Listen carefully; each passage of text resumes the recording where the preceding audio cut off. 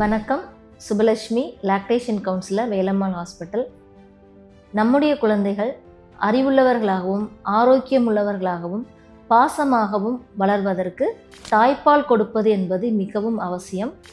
இதை அறிவுறுத்துகிற விதமாகத்தான் உலக சுகாதார நிறுவனம் ஒவ்வொரு வருடமும் ஆகஸ்ட் முதல் வாரத்தை தாய்ப்பால் வாரமாக கொண்டாடிக்கிட்டு இருக்கிறோம். டெலிவரி ஆனதுக்கப்புறம் ஒரு தாய்ப்பால் கொடுக்கறத பற்றி தெரிஞ்சுக்கிடணும், அதை எப்படி கொடுக்கறது, எந்த மாதிரி குழந்தைங்களை ஹேண்டில் பண்ணணுங்கிறது தெரிஞ்சுக்கிடணும்னு நினைக்கிறாங்க. இது அப்போ தான் தெரிஞ்சுக்கிடணுமா அப்படின்னு சொல்லி பார்த்தோம்னா அப்படி இல்லை.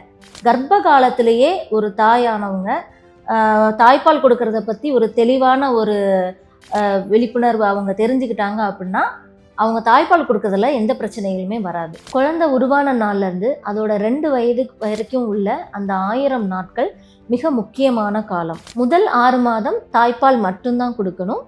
7வது மாதத்திலிருந்து வீட்டு உணவுகளை இணை உணவாக படிப்படியாக கொடுக்க ஆரம்பிக்கலாம். குறைந்தது 2 வயது வரை இந்த இணை உணவுகளும் தாய்ப்பாலோடு சேர்த்து கண்டிப்பாக கொடுக்கணும்.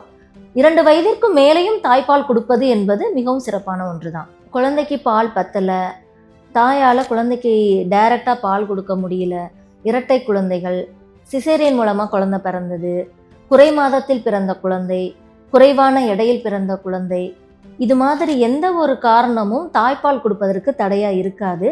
எல்லா சூழ்நிலையும் தாய்ப்பாலை சுமூகமாக கொடுக்க முடியும். இதற்கான ஒரு ஆலோசனை மையம் நம்முடைய வேலம்மாள் ஹாஸ்பிட்டலில் 24 மணி நேரமும் அவைலபிளாக இருக்குது. தாய்ப்பால் கொடுக்கறத தாய்ப்பாலின் அளவை எப்படி அதிகரிக்கிறது அப்படின்னு சொல்லி நம்ம பார்த்தோம்னா 24 மணி நேரத்தில் 8 முதல் 10 ஃபீடிங் கொடுக்கணும். குழந்தை எப்பப்போ கேட்குதோ அப்பப்போ பால் கொடுக்கணும். இரவில் அதிகமாக குழந்தைக்கு பால் கொடுக்கணும். இதோடு மட்டுமல்லாமல் தாயின் மனநிலை எப்போயுமே சந்தோஷமாக இருக்கணும். அதற்கு தாய் மட்டும் இல்லாமல் தாய் கூட இருக்கக்கூடிய அந்த ஃபேமிலி மெம்பர்ஸ் அவங்களுடைய சப்போர்ட்டு இந்த தாய்க்கு இருந்தது அப்படின்னா அவங்க தாய்ப்பால் கொடுக்குறதுல எந்த பிரச்சனையும் வராது. அவங்களுடைய சப்ளையிலையுமே எந்த குறைவும் இருக்காது.